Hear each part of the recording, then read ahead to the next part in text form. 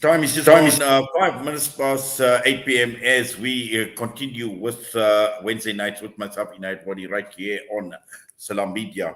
Now, one country that does not receive a lot of attention internationally and it does not make the news is the Western Sahara region. And for a very, very long time, for decades actually, this is a country that has been colonized. In fact, it is the only colony that is left on the African continent, and it has been colonized by Morocco. Now, we know there are those who hold a different view that it is not being colonized. It has been very much a part of Morocco. But considering what has been taking place, and for years, we find that the people of Western Sahara are living in abject poverty. It is a region that is very, very resource rich in more ways than one, and also concentration like conditions. And recently, we've even seen President Cyril Ramaphosa inviting the Western Sahara president to South Africa, and South Africa obviously recognizing Western Sahara. And there are many people, there are many activists in South Africa that are taking up the case of Western Sahara. And tonight we are going to be focusing on Western Sahara. It is a tragedy in more ways than one. In fact, this is the last colony. And our panelists this evening, we're hoping Dr. Abderrahim Chalfaouat from the King Hassan II University of Casablanca will be joining us shortly. But we do have on the line Magdalene Moonsamy, activist and lawyer. And we've also got Gallous Atabongwoung, who is a PhD candidate at the University of Pretoria. And on the screen in front of me, I see Magdalene. Magdalene, assalamu alaikum and welcome. Walaikum salam. Thank you to you and the listeners. Inayat, I am very blessed, alhamdulillah, to be with you. Yes, so wonderful you're able to join us. Shukran to you. And also to you, Gallous. Welcome to the show. Wonderful you're able to join us. Thank you very much, Inayet. It's a pleasure to spend some time this evening with you and your viewers. Hello, everybody out there. Yeah. Yes, Magdalene, in fact, it's a pity Dr. Abderrahim could not join us, or he's possibly battling to connect, but he sent out a voice note to us earlier on, which we will be playing very, very shortly, where he holds a very different view as far as Western Sahara is concerned, whether it is truly being colonized, him saying that it was part and parcel of Morocco, and it still remains part and parcel of Morocco. Now, we will play out that voice note just to get some clarity. But I know you've obviously been overseas. You've been to the United Nations, and you and I have had this chat, I think last week, a very, very brief chat. And looking at Western Sahara, this is a country that hasn't been receiving a lot of international attention, considering what is actually taking place or what is playing out there. Indeed, Inayat, thank you so much, Shukran. One of the things that we must place on record is that Atta and I knew from the onset that Morocco would not come to a platform to engage with us, any individual, irrespective of their views. We have been, and Atta in particular, and myself, have been in many platforms, and we have invited Morocco to be part of engagement. And I'm not surprised by the absence of the researcher and his scaliness, due to the fact that what we are aware of is the fact that, yes, indeed, there is a 47-year impasse from 1975 in terms of the referendum. We are aware of the fact that Spain was administrator, and Spain has now become, was initial colonizer, and Spain has become a subsequent problem with Morocco, including Israel, which Morocco entered into bilateral agreements with. And we know the consequences of a Moroccan-Israeli relationship because of Palestine, even though it's not the continent.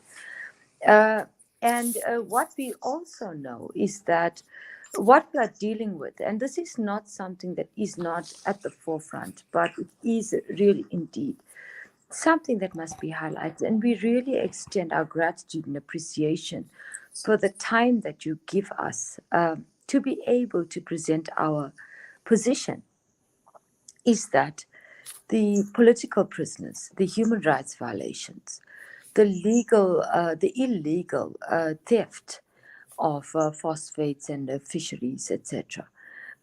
All the court judgments from the European Court, the Panamanian courts, the African Union courts, the International Court of Justice, the courts in South Africa that have actually repossessed mineral resources from Moroccan export companies that we have managed to restrict, have been the source of fodder for the purposes of fueling a war in the Sahrawi Republic. And I will reaffirm that we are indeed very resolute that Morocco, if it did, and we have, and Atta will attest to this, we've never rejected an opportunity to engage with Morocco. But we were invited to this platform on the basis that there was a Moroccan researcher. And it seems that the Moroccan researcher wanted carte blanche on the stage in the absence of ourselves. And that will demonstrate, because as we sit here in Ayed, we attended a march. We have been running programs consistently, and Atta will attest to this, for weeks on end, built up to the visit of President Abderrahim Ghali, president of the Sahrawi Republic in the country, of which we last on Monday attended a march. The Moroccans disappeared from the embassy. We cannot find the Moroccan ambassador because the state president has accepted a visit, and there's a declaration and there's a joint communique. He's nowhere to be found. So I'm not surprised that we are left in the dark in an interview that we were going to take the opportunity to clarify our position with a Moroccan whose research base, and Atta is a PhD candidate.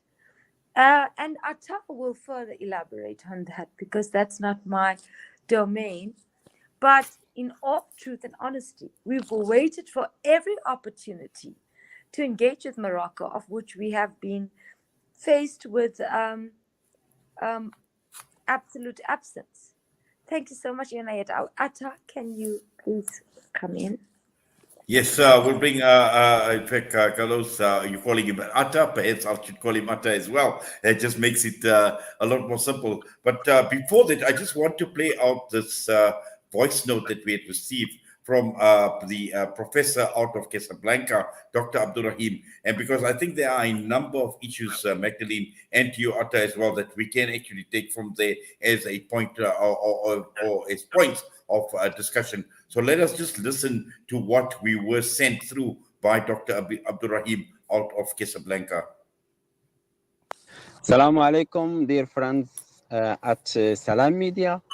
I hope you are doing well. Yes, Julie and Nasreen, I hope you are doing well. And I hope the same thing for all the friends at Salam Media. Of course, you know that it's always a pleasure for me to interact with your calls and your invitations and to talk to you about whatever you would like to concerning Morocco. No matter whether it is political, economic, environmental, something that may require, discussing policies or even criticizing politicians or the state or the government or whatever. I have no problem with that. However, if you trust my opinion, and possibly that is why you invite me, uh, I mean, the problem in the Sahara is twisted and complicated, and it needs to be put within a broader framework, in which I don't view Morocco as an occupying force. You cannot occupy a land that has, since the beginning of history, been yours. A piece of land that was cut from your territory in a colonial time or in a colonial project, and then it got lengthened and extended in the Cold War, and then what is taking place today is a remainder from both the colonial period and the Cold War. And so the Sahara, depending on historical facts and historical documents, has always been a Moroccan land. And it's not just the Sahara, even Morocco used to be a wide territory that would extend even to current Mauritania and Mali, not to mention the Western Sahara. That is to say, that part that extends from Gilmim to Tah, etc. I am a bit familiar with the issue, and so if you would like me to participate, then I guess the approach is not that it is an occupying force. I mean, in the area, but Morocco. I mean, people in the Sahara, not all of them, of course. I do recognize those who do not. Um, see Morocco as their legitimate country, but there has always been, or there have always been Moroccans in the Sahara who recognize Morocco as a legitimate government, and so I'm taking it for an occupying force somehow misses a lot. And then since we are talking about salam and peace, to my mind, um, peace, somehow contradicts with separatism. We have, a lot of separatism in the area, and we have divisionism even. We all know that there is a divisionistic project to divide the different, especially Arab and Muslim countries, into smaller units, and possibly that is part of that. So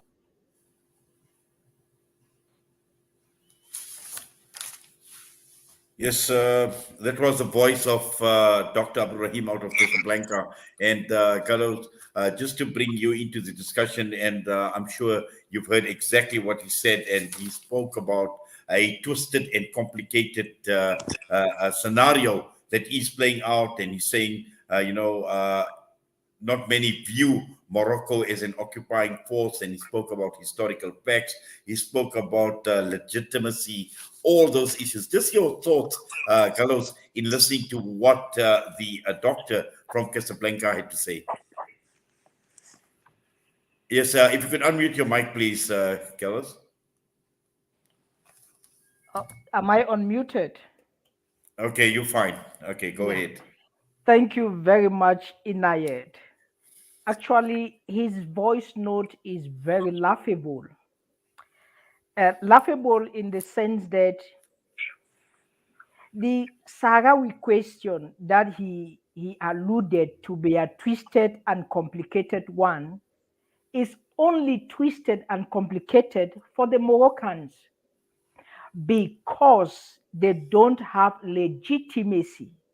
And because there is no ground for legitimacy over the Western Sahara, they try to cloud the entire issue and to make it as much as obscure as possible.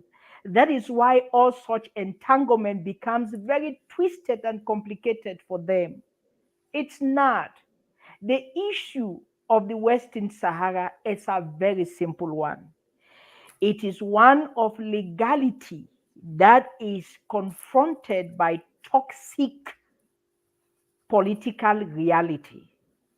That is the only base in which we still find ourselves having a conversation around this particular issue today. Just like my humble colleague, the lawyer Magdalene Moonsamy, has mentioned, we are open to have a conversation with the Moroccans, but it's never, um, it's never surprises us that they never show up and begin to send rattles through voice notes and so on.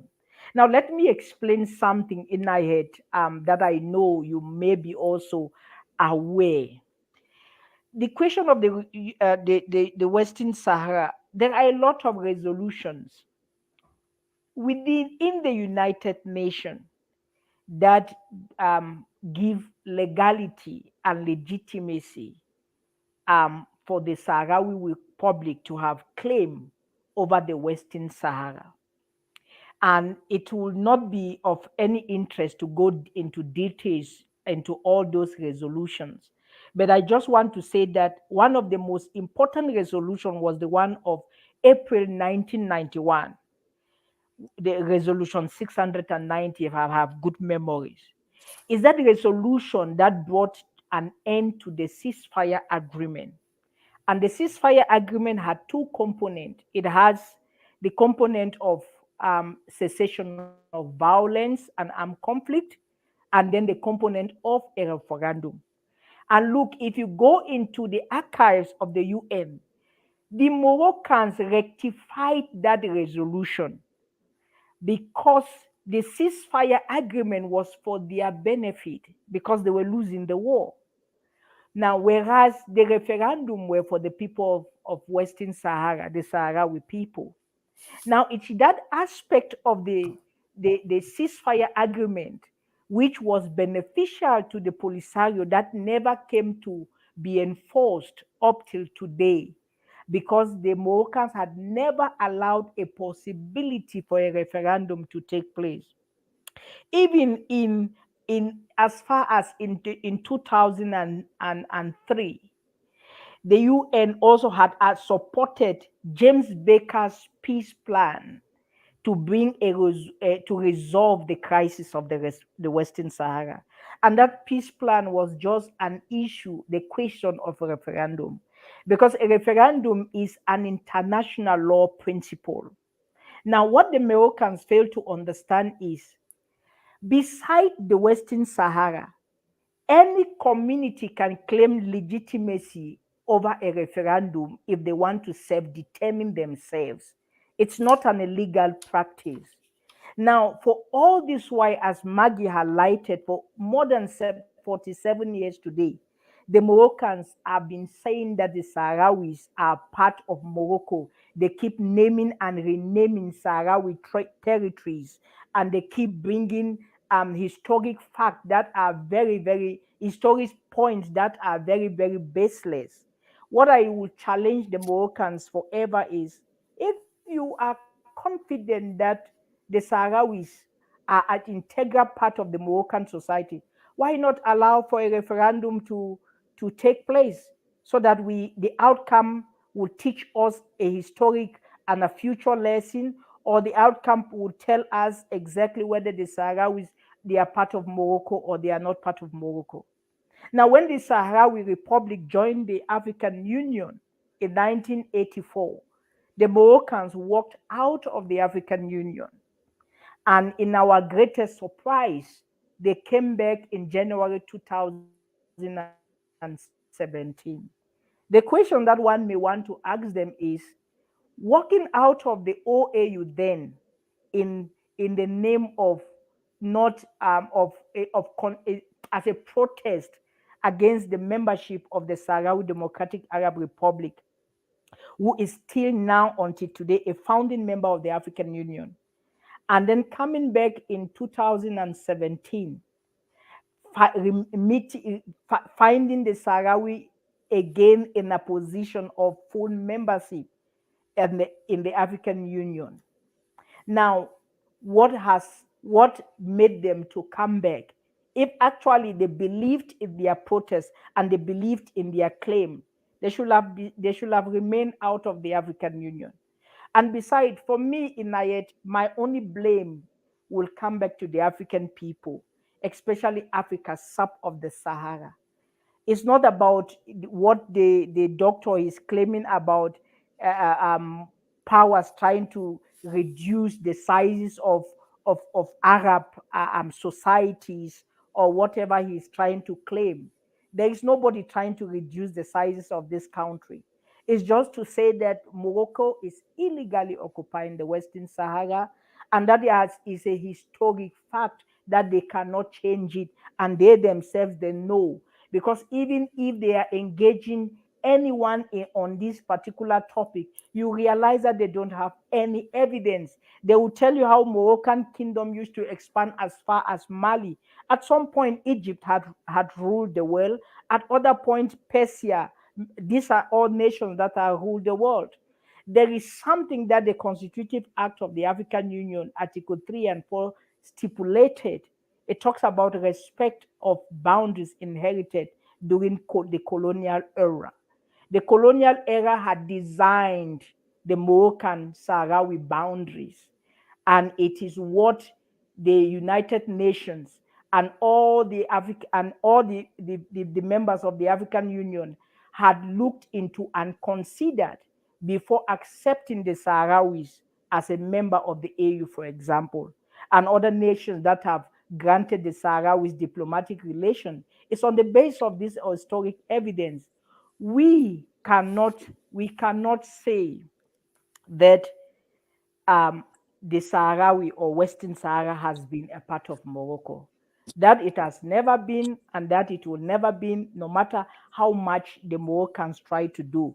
The only thing that the Moroccans should be grateful today is because of the reality of the political situation that we are confronted today. If it was not the case, the issue of the Western Sahara will have been resolved as far as the early 1990s, when the referendum was supposed to take place. And that is why, because of the influence of France, even if when the time that the United Nations and created a mandate for the referendum in Western Sahara, it was in front of Paris. Paris was part of that meeting. And if this was not, if the Western Sahara never had legal claim over that territory, we will not have gone as far as having this resolution that for the past decade we have a renewal of MINUSO activities in the occupied territory. Now, the Moroccans cannot be clever that the entire structure of the United Nations and the entire structure of the African Union, for God's sake, like, are they saying that for the people who were part of the structure of the AU, like former President Thabo Mbeki, to come to such a point to acknowledge the Sahrawi Republic as an independent entity, as a unique African society? Are the Moroccans trying to say that all these people in and all the resolutions, they are stupid? They are not stupid. This is the advice we are giving to the Moroccans. The Sahrawis will have their independence one day. We may not know the time, but one day they will be free. There is Well, Atta, let me nothing. let me just bring Magdalene into the discussion. Now, I think obviously there's so much that Atta has actually unpacked, and we can actually go on talking about a number of issues. But the key issue here is talking about the recognition of Western Sahara. We've seen with the recent visit to South Africa, where even our very own President Magdalene, he made an unapologetic statement where he says unapologetically we support and recognize the Sahrawi Arab Democratic Republic in Western Sahara. He also expressed the concern about the silence of the entire world as far as the Sahrawi people are concerned and their plight. And what we are seeing also is we are seeing the arrogance, Magdalene, on the part of Morocco, not listening to the international community, for which for a long time have actually backed this referendum. But when it comes to this vote on the independence of the Sahrawi people, we find that Morocco just outright being rejecting, and we know what had happened during the Trump era as well, where he recognized the Moroccan sovereignty over Western Sahara in exchange for normalization of relations with Israel. So all of this has been playing out, Magdalene. Indeed, Nayet. I think the first thing is, let us find the king of Morocco. Is he in Morocco indeed? The last video that we saw was that he was inebriated somewhere in France, if I'm not mistaken, Atta. He could barely stand at how do you provide leadership. The people of Morocco are starving, are hungry. There's unemployment, there's crime, and there's drugs. Hashish is the main importer. And the Moroccans depend on the theft of the mineral resources of the West Sahara to survive, both in terms of its negotiation power and its economy, which doesn't exist in the Moroccan state itself. Secondly, let us acknowledge the visit, the presidential and the state visit that transpired over the week and the work that was done prior to the build-up. What we've acknowledged is that indeed there is a consciousness that is awakening in terms of the Sahrawi project, and to that extent, we must acknowledge the likes of Atabongwoung Gallous, who has been at the forefront in his academia and his understanding of the conditions of the continental situation.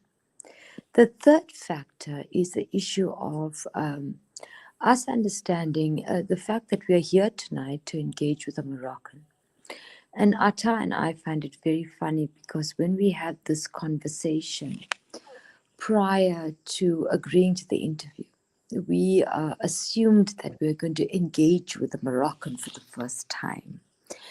And we anticipated the moment because we've had many opportunities where we anticipated that a Moroccan would come to a seminar or a lecture or some activity and dispute that fact. The fourth issue, Inayet, is the fact that we went to a solidarity march on Monday to the Moroccan embassy, and it was closed, and even the security guard was AWOL. We cannot find the ambassador of Morocco to date. The fifth issue is that we are faced with the situation that we don't care about Morocco. We believe that the situation that presents itself to us, as Atta has been placing out in terms of historical fact, is the reality that Spain was the initial occupier. Let's get into that perspective of the 1885 Berlin Conference and go back insofar as what was a colonization project of the African continent. And what we are dealing with is a last colony in Africa. And how then do Africans oppress Africans? That is the simplistic understanding of the founders of the Organization of African Unity. That we remain African. We exercise the principles of Uhuru, of Ubuntu, of a unified Africa. This is what Gaddafi anticipated for the continent. And the consequences of Gaddafi, of Nkrumah, of so many leaders of the continent, the founders, was death. Now we are faced with a situation where, as Atta says, there was the James Baker plan. Now we've got a new special envoy led by Stefan de Mistura of MONUSCO. And what we are asking for is that MONUSCO will monitor and evaluate the human rights violations, consider the violations of theft of natural resources, Because if the Sahara people, correctly as Atabongwoung Gallous, a PhD candidate, indicates, that if you wanted to claim that we are part of the same territory, then why would you want to impose and self-inflict yourselves as a colonizer because you want access to natural resources, fisheries, and phosphate in the minimum? Let us also consider the following facts, Inayat. There is a wall greater than the Great Wall of China and the walls of Palestine, called the Barren. It is infested with landmines, of which Morocco has built with the intention of keeping the Sahrawi people away from their fisheries and away from their natural resources. So the minute you go, there are landmines infested on that territory. Why would Morocco do that if it did not have the intention, if we're speaking about self-determination? Let's speak about self-determination. It's about a people who want to have their identity, their territory, their culture, their definitive freedom, and their resources allocated to themselves. Why would Morocco then, if it had no claim, or if it had no consequence, or if it had no initial claim, infest the region, including the access point, which was the point of the war in 2020, Atta, if you can remind, 2019, 2020, of Al Galgarat, if it wasn't their territory? That's what I want to leave with you, Inayat. And Yes, why Magdalene. isn't the researcher that brought us to this point not able to defend the position of Morocco? Because there's no position of Morocco. To date, we cannot find the ambassador. We have not no one has received our memorandum. The ambassador is nowhere. The embassy is closed. Why do we have an embassy when there is euro and dollar diplomacy on this continent and in the world? Because we sat with the president today. Atta, I will allow you to continue with the issue of what the president indicates in terms of euro and dollar diplomacy. Thank you so much. Yes, well, Atta, yeah, if you could just obviously take over from where Magdalene is speaking about the whole question surrounding the Euro diplomacy. Well, what the president of Sahrawi Republic highlighted in the morning, it's something that is common. It's not something that is new.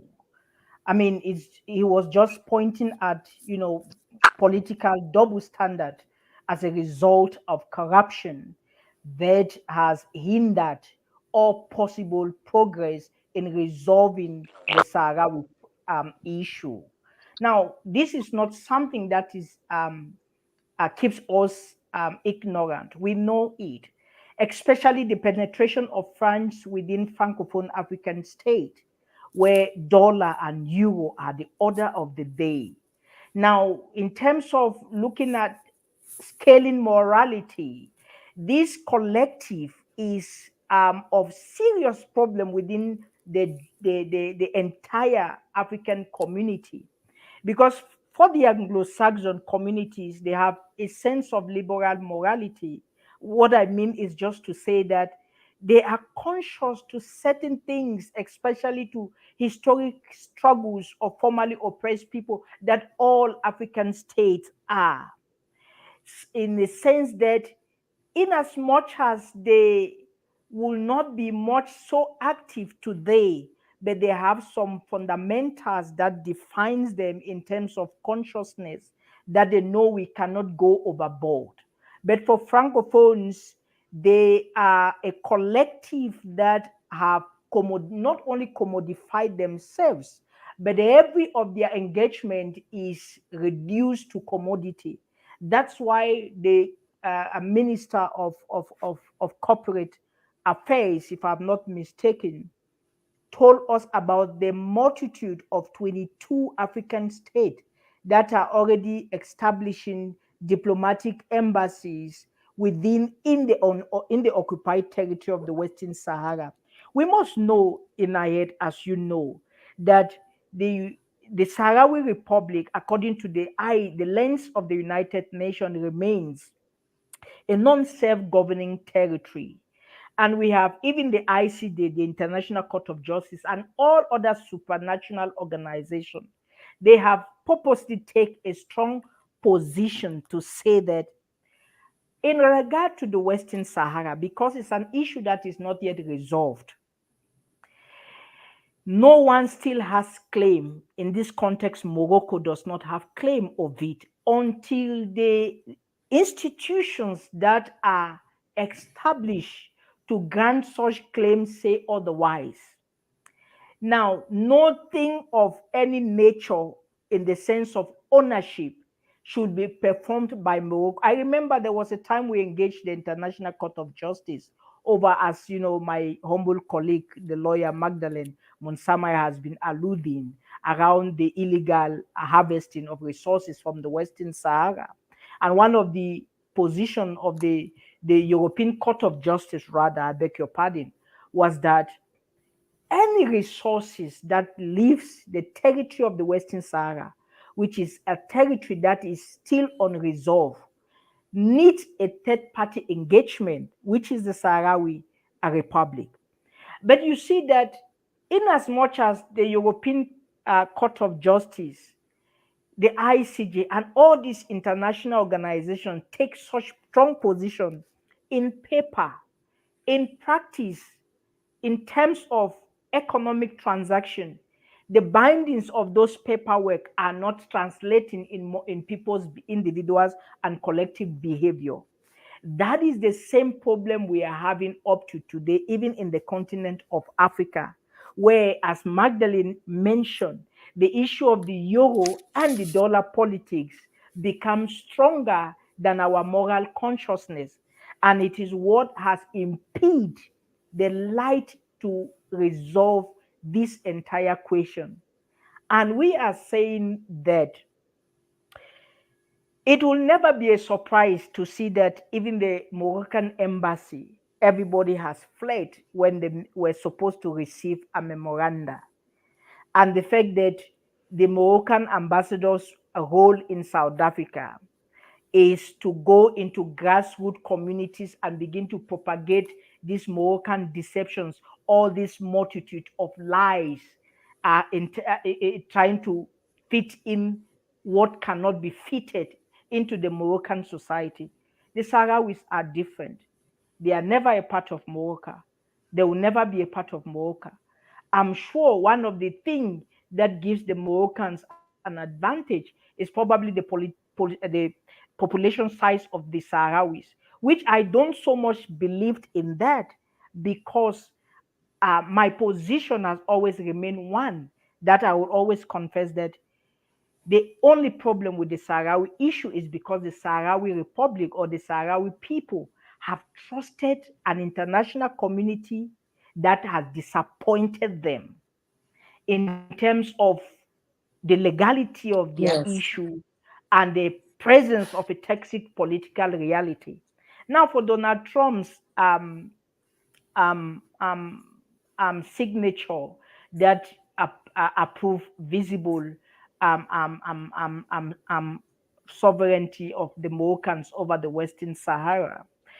It's not something that is strange, because remember, Inayet, if you were current with the American politics in the time that Hillary Clinton was running for presidency, even before, because Hillary Clinton was so loved by the Democrat folks, even before the election results were out, the king of Morocco has given her $8 million Exactly.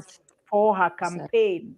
Those Mm. are lobbying strategy, which the Moroccans, unfortunately, is the resources from the Western Sahara that pays for all these malignancies. Now, with a decree, every decree can be changed with another decree. The position of the Ukraine, Russia, a tussle. It's one that is creating more obscurity on the question of the Western Sahara because the media attention is taken to that angle. And of course, we live in a zone of being and a zone of non-being. And because the Western Sahara is in the zone of non-being, then it's easier for media attention to be taken away completely. Because we all understand that someone like the Democrat Joe Biden, who had shown us that he's someone of a moral as standing, will reverse such a decision, and we still hope that he reverse such a decision because the decision contradicts all the resolutions of the United Nations Security Council. A United Nations Security Council cannot go to a point where the council decide that the end to this crisis is a matter of referendum, and the referendum has not taken place, and then you are caught an illegitimate sovereignty of that same disputed territory to a coward of a nation. It's just how we have denied the essence of moral consciousness in ourselves and within our communities. That's why you see all these things are happening, my friend, in Ayed. You see, sometimes when I talk about the issue of the Sahara, I get so emotional because it is a very clear issue. And I will still come back to my comment that I made earlier to say, if the Moroccans are 100% confident that Western Sahara is a part of Morocco, okay, we have only one way they can allow us to see that confidence. Let us take a ballot box, put it, censor the Sahrawi population, let them vote and tell us to say, Atta, you say we are not Moroccans, we will disprove you. Or the Moroccans say we are Moroccans, we will disprove them. Let us see what the outcome will be. I can bet you the Moroccans are certain of 100% that the Sahrawi will vote for an outright independence, because this is not fake news. It's what the Sahrawis are. As Magdalene highlighted about identity construction and identity establishment, these people are never a part of Morocco. And you see how the Moroccans political machinery operate. At some point, it will push forward for a Sahrawi independence within the Moroccan sovereignty, which is not heard of. That does not exist anywhere. The thing that the Moroccans will not be able to do is to revoke all the resolutions that were signed on behalf of the issue of the Western Sahara. That is the problem. And even if you see, because they are claiming that it's a twisted and complicated thing, which is only twisted and complicated because they are twisting it. They came back to the African Union. They ratified the Constitutive Act of the African Union because they could not join the African Union without rectifying the Constitutive Act. And what is the Constitutive Act saying in Article 4? It talks about respect of boundaries of member states. And they are coming to join the Sahrawi Republic on the same table, which is a full member state of the African Union, benefiting all political, social, and economic status of the organization. And now they are seated with the Sahrawi Yes, Republic. Gallous. I think, yeah. You know, there's so much that you've already unpacked at this point in time between yourself, Carlos, and Magdalene as well. Magdalene, just looking at where we are at this point in time. Now, I know, there's been a lot of action in terms of protest action, in terms of highlighting the problem for the Sahrawis. The president of the country has acknowledged that, they recognize Western Sahara. But what more? What more can be done under the circumstances that prevail? If you could, there we go. Okay. Thank you so much, Inais. There is a lot more that can be done. One is, let us appreciate the solidarity of the Polisario and of Algeria from the north to the south during our struggle. Secondly, let us appreciate the fact that when we needed the assistance, they were there. Let us also appreciate the fact that Morocco, and Atta was almost going to mention this, but I think you cut him off, that Morocco stepped out of the OAU and rejoined the AU under Article 4, which is a breach in terms of sovereignty. Article 4 speaks about sovereignty of African states. So when Morocco stepped out of the OAU out of pure, tantrums, then comes back to the AU when it has been able to acquire sufficient resources from the territory of the occupied territory to be able to utilize its resources when its own people are struggling. Now you ask the question, where to from here? There is a lot of where to from here. There is freedom. We have an obligation to liberate the last colony in Africa. We have an obligation, as Atta says, to ensure that the people of the Western Sahara are not seen as a Moroccan society, because we are calling for self-determination. And self-determination is very clear in terms of what we understand in terms of the UNHCR, the UNDR, and other constitutive and treaties that have been signed. But let us also appreciate the fact that the United Nations has not been honest in the process. Neither has the African Union. And I want to reaffirm my brother's comments that if we, as a people, do not understand oppression by oppression, we will not appreciate the fact that, firstly, they are political prisoners. There's an accusation by Morocco of child soldiers, which is dismissible. We have a system of administration in the Western Sahara, which is clearly cut out in terms of the fact that when the men go to war, and there is a war as women do, the women take over the administration. There is an egalitarian system in terms of women and men. The declaration, the joint communique that was released by the presidency, clearly indicates the issues of arts, culture, justice and security, women and children, and many other aspects in terms of how we will collaborate, but also accepting the fact that there is a commitment to the Western Sahara for its liberation and the continued occupied nature of Morocco by the Western Sahara is a cause for concern. I want to re-emphasize that Atta and I simply joined this today because we were told that there was a Moroccan that initiated this discussion and we had to be on a panel. Now, I want to alert you, Nayet, and I want to reiterate that we have been to the embassy. We have engaged on, Atta has been the initiator of numerous seminars, etc. We have been at the forefront of the struggle for the Western Sahara. And the person who initiates this conversation is absent.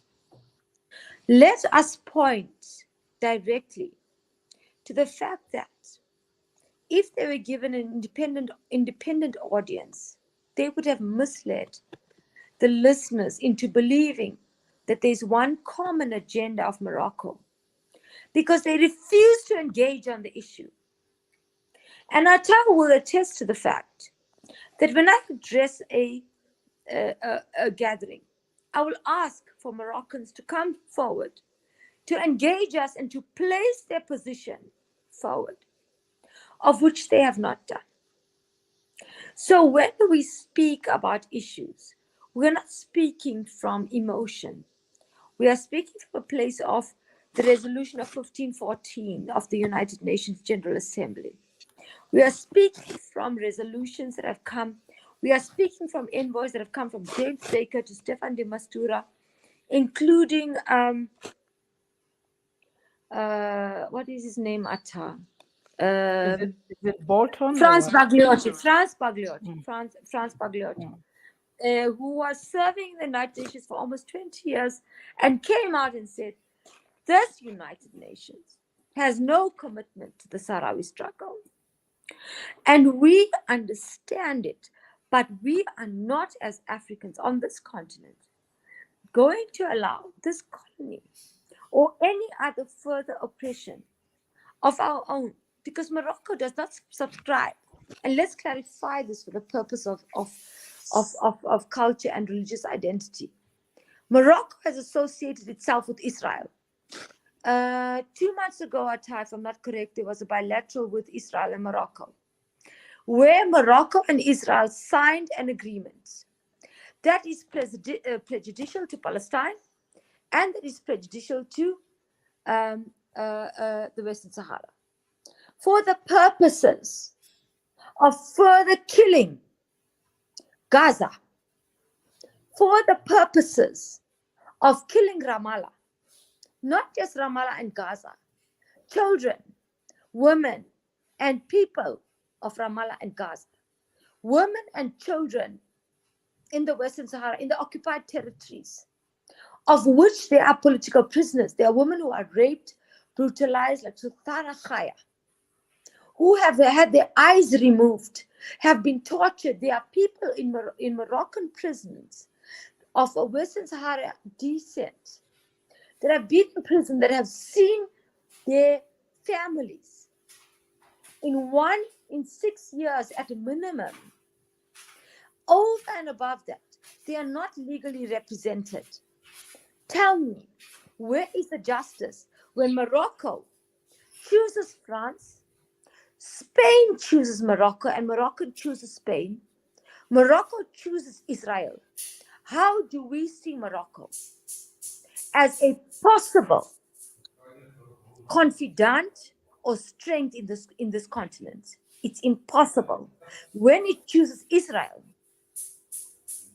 as the first perpetrator of human rights outside of the continent. Let's be clear. France, Spain, and Israel. That is Morocco's counterparts. Where is Morocco getting its ammunition to sustain a war on the frontiers?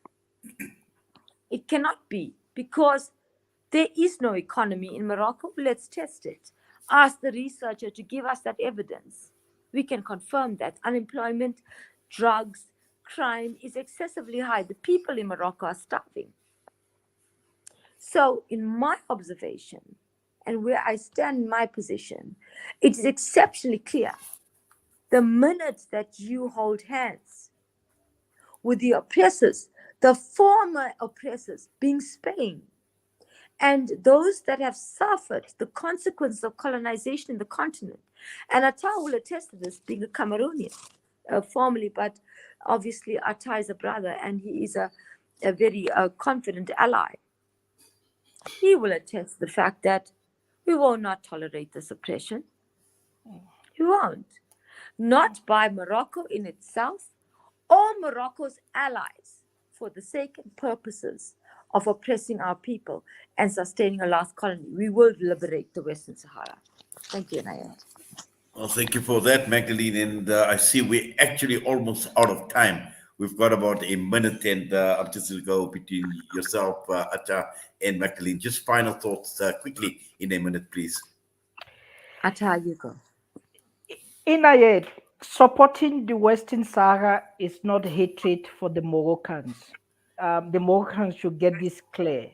It's just an issue of justice. And injustice anywhere is injustice everywhere. I didn't want to dive because my humble colleague, Maggie, has done so much talking on the human rights issues. We all know that the MINUSO, which is the arm of the United Nations that is mandated for resolving the crisis in the Western Sahara, has no component of human rights. Now, in this by implication, therefore means that there will be a promotion of human rights violation in the absence of a component that will be probably addressing issues of human rights. Even Ban Ki-moon, before he departed from office, he was humble enough to say that the presence of Morocco in the Western Sahara is an issue of an illegal occupation. Now, these are members of high stature that were given a certain level of power and authority as the Secretary General of the United Nations Organization, who has given such testament. So individuals or lone rangers like Donald Trump recognizing the Moroccans' presence in the Western Sahara is just using the American political structure for an economic gain. So what we are saying is, as Maggie has highlighted, the Western Sahara will be free. There is no need to beat the bush.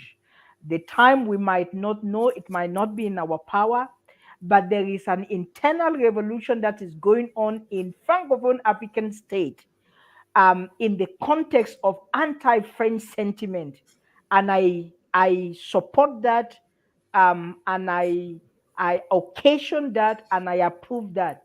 When that wind of change successfully go across French Africa, you will begin to see the light of change and independence for the Western Sahara. I thank you. Well, thank you for that, Magdalene. Just final thoughts from your side. Shukran, Inayat. When Atta speaks, it's like I don't have to speak after Atta because we are not people of hate. We are people of peace.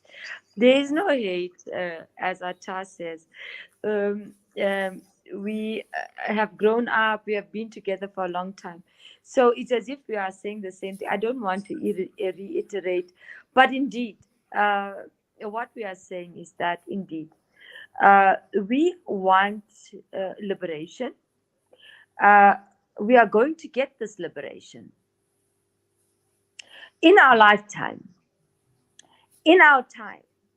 We are not going to be subjects of a struggle that we have been submissive to in absence of ourselves and of those who have been subjects to it. But we want ultimately for a world of expression of human beings who deserve to express human rights. And Atta couldn't have said it better. We don't hate the Moroccans. We do not have the capability or the ability to hate. But what we do not appreciate is the fact that the abuse of human rights and the abuse of resources, the abuse of the system is unacceptable. And we also further denounce those who are piggybacking from Europe and other parts of the world into a system of further subjugation for the purpose of enhancing. Look, I want to say this in closing in terms of climate change. Yes, we acknowledge that there will be parts of the world that will be highly faced with extreme levels of lack of habitation. However, the lessons that we can draw from is from the desert. Also, what is happening in terms of the deforestation of the Amazon, but in particular, understanding that in a point of drought, like we have water shortage in South Africa, electricity shortage in South Africa, when you go to the camps, when you go into the raw aspects of what is happening in a colonized territory today, the people who don't have basic access to water, electricity, and basic human rights, then how do we bring that back home and share the liberation that they have given to us and support that they have given to us with Algeria during our time of struggle? I want to thank you, Inayat. I want to thank my brother Atta so much. And I also want to thank the Moroccan researcher who failed to be present but initiated this conversation. Oh, well, I think it's very, very. Yeah, I thought I knew that would have come at some point in time, Magdalene. But yes, I will say shukran to you as well, and also to Atta. I am very convinced in my head he is following this particular session. I bet you. Alhamdulillah, Well, Alhamdulillah. well, we'll see. We'll still give him. Acha. We'll still give him He the will follow, but opportunity he will if never he's interact. if Yeah. he He so said, wishes to come on. We definitely will engage with him. But to both of you, we thank you for your time. It's been wonderful Thank having you you. as part and parcel of this discussion and on the panel we this will evening. All the we will best to you. also continue to give you feedback on the presidential visit, and there's Atta that you also have Yeah. access to all the time. Thank you so much, Shukran, Inayat. Thank you, Shukran. Nayed. Thank you, Yes. Maggie. Thank Assalamu Thank you alaikum. very much. Thank you. Assalamu alaikum, alaikum salam. Well, that brings us to the end of another discussion on Wednesday night with myself, Inayat Wadi. And I must say, it's been a very riveting discussion, both with Acha and with Magdalene this evening, and sharing a lot more light, a lot more that they basically unpacked with regard to the problem of Western Sahara being colonized. And clearly, it is a tragedy in more ways than one.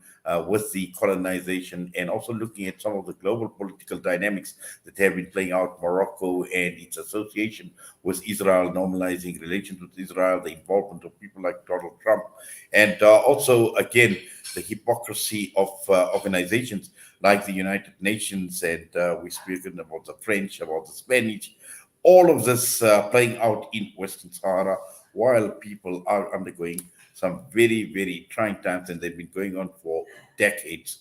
And with that, I'm going to be signing off.